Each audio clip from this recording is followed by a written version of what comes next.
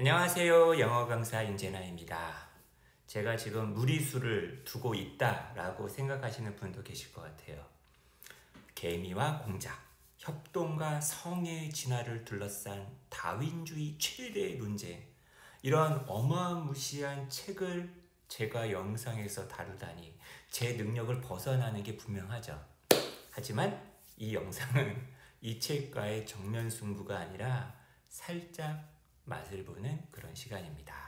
제가 지금 이 영상을 왜 지금 올리고 있는지, 어떤 계기로 올리고 있는지 아마 아시는 분도 계실 거예요. 얼마 전에 국내 사고의 본질이라는 제목으로 번역된 책의 한두 페이지를 원서를 가지고 좀 읽어본 영상을 보신 분도 계시겠지만, 그때 제가 말씀드렸잖아요. 그죠? 제가 좋아하는 최재천 교수님께서 당신의 그 서재를 이제 소개하면서 영상 말미에 책 4권을 적극 추천했었는데, 그 4권의 첫 번째 책이 사고의 본질이었고, 두 번째 책이 바로 이 개미와 공작 되겠습니다. 잊혀지지가 않는 거예요. 그 영상 말미에 어려운 책이라 할지라도 그 어려운 책과 씨름을 해라. 그죠? 그러면서 내가 더 커질 수가 있다. 분명히 그냥 단순히 어려운 책이 아닐 거 아니에요. 그렇게 훌륭하신 분께서 얘기하시는 거니 그냥 단순히 어려운 게 아니라 얼마나 훌륭한 책이겠습니까? 훌륭한 책인데 나를 길러줘. 어려워서. 그죠? 더 찾아서 읽어봐야겠다라는 생각이 드는 거죠. 근데 확실히 저도 이제 이 책의 한 챕터를 읽어봤는데 한번 그러니까 삿발싸움 한번 해보는 거죠. 어려워요. 여러 가지를 좀 깨닫게 됐습니다. 아유, 내가 이걸 첫 페이지부터 읽었더라면 정말 힘들었겠구나 라는 생각도 해보고, 이렇게 삿발싸움 하는 것이 이런 어떤 도움도 되는구나, 나의 어떤 수준이나 나의 어떤 처지를 갖다가 다시 한번 깨닫게 해주면서 정도를 가야겠구나. 그러니까 다시 말하면 어디까지나 이 개미와 공작이란 책은 성선택, 그 다음에 이제 동물의 이타주의에 대한 약간 개론서란 말이에요. 그러니까 제대로 길을 밟아가는 게 되게 중요하다는 생각을 해봅니다. 예를 들면은 다윈하고 월리스 등등의 어떤 유명한 어떤 생물학자들의 어떤 이론들을 갖다가 요약하고 이렇게 좀 이렇게 다듬어서 제시한 책이란 말이에요. 그러니까 애초에 약간 기본서라고 할 만한 다윈의 책을 먼저 읽고서 한번 좀 경험하고 나서 이 책을 봐야 되는데, 그냥 좀 요령 부린답시고 이 책부터 먼저 읽으려 들다가는 큰일 날 수 있겠구나, 이런 생각도 해보고요. 냉정하게 얘기해서 제가 이 책을 또 처음부터 읽는 게 아니잖아요. 그죠? 그러니까 다시 말하면 어떤 책을 읽을 때 요령 있게 또 중간부터 맛만 보는 것도 아마 도움이 안 될 수도 있겠구나라는 생각을 다시 한번 했습니다. 그러니까 순수한 지식만 얻고자 한다면 나무위키에 가서 성선택이라고 검색을 해보는 게 더 빠를 수도 있었을 것 같아요. 하지만 분명히 이 책 단순한 그렇게 쉽게 얻을 수 있는 정보는 그런 백과사전에서 얻을 수 있겠지만, 이런 책을 가지고 씨름했을 때만 얻을 수 있는 어떤 그 경지가 있을 거라고 저는 생각을 합니다. 그래서 여러모로 책 읽기에 대한 생각도 많이 했었던 그런 어떤 시간이었던 것 같고요. 어쨌거나 저는 여러분하고 몇 페이지만 한번 읽어볼 거예요. 왜냐하면 여러분들 중에서도 이 개미와 공작의 책 내용이 살짝 궁금하시고 맛보기를 하고 싶으신 분이 계실 것 같아서 원서를 통해서 영어 공부도 할 겸. 자, 이제 본격적인 이제 이야기를 제가 할 텐데, 이런 생각을 해봐요. 최혜천 교수님께서 강의 중에 이런 얘기를 잠깐 하시거든요. 국내에서 성선택을 본격적으로 소개한 사람이 거의 자기가 처음일 것이다. 그 말 들었을 때 조금 당황했거든요. 분명히 저도 성선택이라는 거에 대해서는 좀 알고 있었는데, 자연선택이라는 개념을 이해하고 아이들에게 가까스로 설명할 수 있을 정도 시간이 지금 이 정도가 지났는데, 이제 또 성선택을 갖다가 애들한테 설명하려고 하면 또 얼마나 많은 공부를 해야 될까. 가만 생각해 보니까 제가 최근에 뭐 읽었던 아니면 가까이 하고 있는 책들 가운데서 성선택에 대해서 그렇게 많이 다루고 있는 글을 거의 본 적이 없어요. 분명히 성선택은 굉장히 그 진화론에 있어서 중요한 개념이고, 심지어는 다윈조차도 자기의 그 인간의 유래와 성선택에서 엄청나게 많은 분량을 갖다가 성선택에 대한 얘기를 했었음에도 불구하고, 근데 가만히 이제 이걸 가만히 이제 보다 보니까 이런 생각도 드는 거예요. 제가 최근에 남자들은 왜 이렇게, 특히 젊은 남자들은 왜 이렇게 싸우려고 들지? 그 뭐였더라? 평등만이 답이다? The Spirit Rebel이라는 책에서 그 남성들이 그 지위를 얻기 위해서 이렇게 막 투쟁하고 싸우고 막 하는 내용이 있었거든요.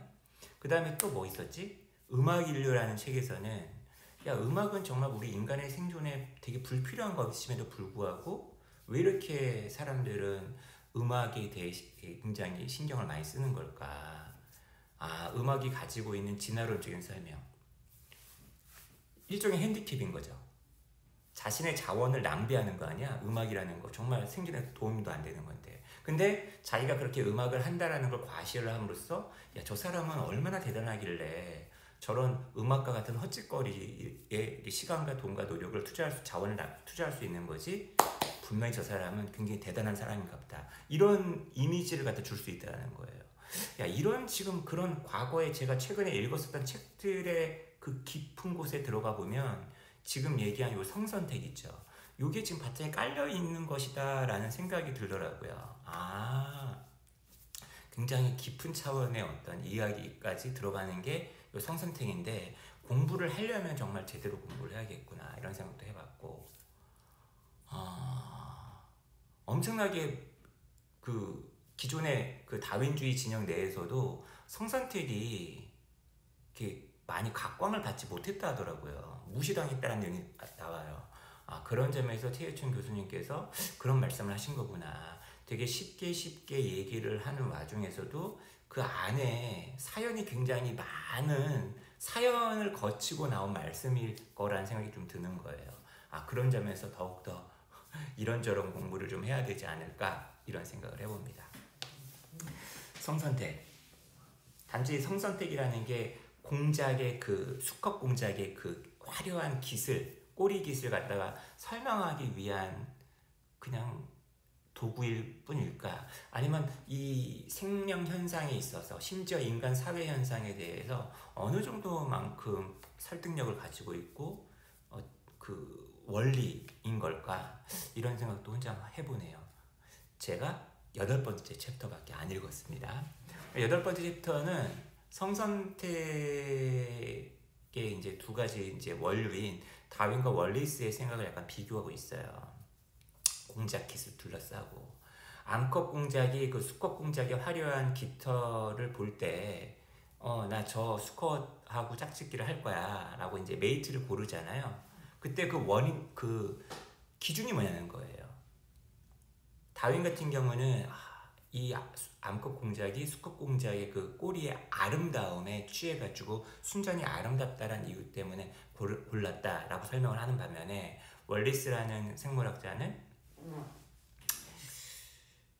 분명히 이게 이제 그 종을 번식하는데, 그죠? 자신의 어떤 그 유전자를 갖다가 퍼뜨리는데, 번식하는데 도움이 될 것이다 라고 생각을 해서 합리적인 어떤 계산적인 어떤 판단 속에서 골랐다 이렇게 설명을 하는데, 그 두 가지의 장단점과 그 이론들이 나중에 결국에는 어떻게 해서 이제 조화를 이루게 되는지, 그죠? 이걸 쭉 쓰고 있는 게 8번째 챕터라고요. 일단 저 같은 경우는 제목이 되게 재밌어가지고 제가 한번 읽어봤는데 만만치가 않았습니다. The sensible females prefer sexy males. 합리적인 암컷은 아주 합리적인 것과는 거리가 멀게 섹시한, 그죠? 과시적인, 유혹하는, 매력 넘치는 그런 수컷을 갖다가 선호하는가? 그래서 이제 good taste, 이거는 다윈 쪽, 그다음에 good sense는 이제 월리스 쪽. So why do females choose as they do? 좋아. 암컷이 수컷을 고른단 말이에요. 그죠? 그러면은 왜 그런 식으로 고르냐는 거예요. 그죠? Throughout the history of sexual selection, 성선별의 그 긴 역사 동안 다윈주의자들은 이 질문에 대해서 두 개의 매우 다른 대답을 내놨다. 첫 번째는 그죠? Good taste solution이라는 거예요. On this view, which was Darwin's. 이것은 다윈의 관점인데 암컷들이 전적으로 아름다움 때문에 선택을 한다. So, 따라서 여러분 순전히 아름다움 때문에 뭔가 고른다는 얘기는 굉장히 그 적응, 환경에 대한 적응, 생존에 되게 그렇게 도움이 안 되는 거 아니야?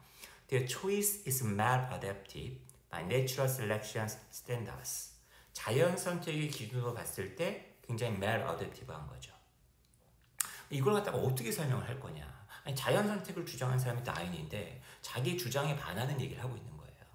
The other answer can be thought of as a good sense solution. 그죠? 나머지 하나의 대답은 good sense solution. 타당한 어떤 합리적인 어떤 이유 때문에 고른다는 거죠. According to this view, 이런 관점에 따르면 암컷들은 동일한 효용론, 그죠? utilitarian lines를 따라서 선택을 한다는 거예요. Natural selection과 동일한, 그죠? 효용론적인 관점에서.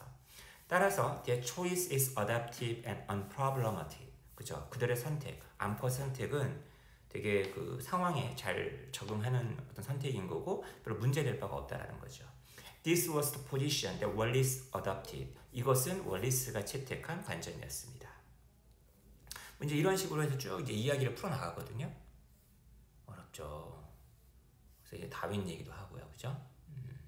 다윈의 말도 직접 인용을 하고 이런 내용이 쭉 나와 있어요. 이제 후반부에 가면은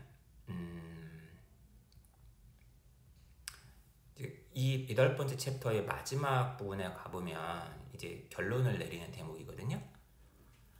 중간에 여러 가지 막 그 이론들의 어떤 그 구비 뭐 이런 것도 보여주고 반박, 재반박, 분류, 정리 막 이런 거예요, 책이. 그래서 좀 어려웠어요.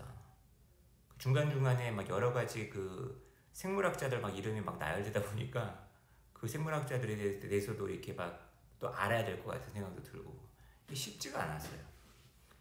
몇 가지 좀 재미난 이론들, 그 윌리엄 해밀턴의 기생충 공부는 좀 해줘야겠다는 생각도 들고 기생충의 면역력이 있는 배우자를 갖다가 고르기 위해 기생충 그리고 그런 기생충에 대한 것 때문에 성이 분화되었다는 얘기도 나오고 성이 2개면 그 유전자를 반씩만 물려받기 때문에 기생충에 대한 취약성을 갖다 줄일 수 있다 뭐 이런 내용이 나오더라고요. 그럼 또 갑자기 또 궁금한 거는 그럼 왜 성은 2개만 있는 거야? 3개, 4개 있으면 안 되나? 이런 생각도 해보고 왜 성은 무성 아니면 유성인데 왜 성이 2개밖에 없는 거지? 이런 생각도 한번 해보게 되네요. 그 다음에 또 뭐도 있었더라? 핸디캡 가설이었나? 그것도 되게 재밌었던 것 같고 아무튼 책을 읽으면서 공부할 거리가 더 많이 생겼어요. 이제 후반부 잠깐 한번 읽어볼게요. The theory of sexual selection has had a checkered career. 그러니까 checkered라는 거는 빛, 어둠, 뭐 좋았던 건 얼룩덜룩이니까 좋았던 각광을 받았던 빛을 조명을 받았던 부분만 있는 게 아니라 어두운 면도 있고 하다는 얘기예요. 그죠? 섹슈얼 셀렉션은 이론은 체커드한 커리어를 가지고 있었다. 다윈이 일단 이 섹슈얼 셀렉션이라는 이 이론을 가설을 매우 리버럴하게 제멋대로 그죠? 너무 엄밀하지 않게 그죠? 막 적용을 했다는 얘기예요. He detected female choice at the drop of a feather. At the drop of a hat 이라는 표현이 굉장히 유명한 말이잖아요. 순식간에. 근데 hat이라는 명사 대신에 feather란 말을 집어넣은 거예요. 그는 즉각 암컷의 선택을 딱 알아냈어요. 근데 이제 이거에 대한 반발이 되게 컸다는 거죠. 다윈의 그런 성선택 이론에 대해서. 아무튼 이 부분을 좀 더 저도 개인적으로 공부하고 싶어요. 왜 성선택과 자연선택의 그 뭐라고 해야 되나? 지위라고 해야 되나? Reaction against the theory went so far. 그 가설에 대한 반대하는 반응이 굉장히 극심해가지고요. 섹슈얼 셀렉션을 갖다가 내추럴 셀렉션으로 이제 환원하는, 야, 내추럴 셀렉션이 더 근본적인 것이야. 그죠? 이런 월리스의 프로그램이 거의 한 세기 동안, 100년 동안, 거의 20세기 내내겠죠. 그죠? 우위를 차지했다는 거예요. 홀드 스웨이 했다는 거죠. 이 기간의 대부분 내내 걸쳐서 섹슈얼 셀렉션은 다윈주의의 사이드라인, 핵심이 아니라 저쪽 예를 들면 벤치 신세였다는 거예요. 그죠? 니글렉티, 막 무시되고, 디스톨티드, 왜곡되고, misunderstood, 간과되고, 이제 이런 내용들이 막 쭉 나와요. 그러니까 이런 것들이 아까 제가 얘기했었던 성선택이 굉장히 무시당했었다라는 거, 그거랑 통하는 얘기인 거죠.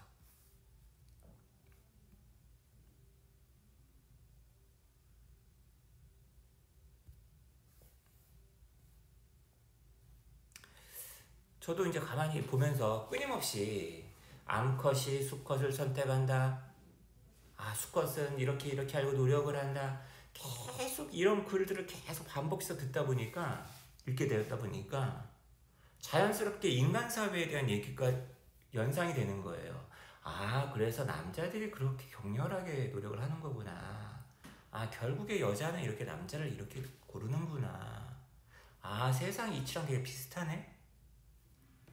자연스럽게 성선택 이걸 계속 얘기를 하다 보니까 인간에 대한 얘기를 하게 되는 거예요. 이건 유혹인 건지 자칫 동물의 이야기를 갖다가 인간의 얘기로 옮겨오는 또 위험한 발상인 것인지 잘 모르겠어요. 근데 여기 약간 그런 내용이, 약간 비슷한 내용이 나오는 것 같아. 왜 이렇게 성선택이 좀 이렇게 의심의 시선을 받았냐? A more important reason why sexual selection theory got pushed to one side is that 그것이 항상 불러일으켰다는 거예요.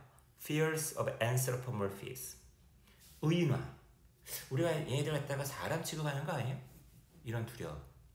The idea that human attributes are being unjustifiably foisted on other animals.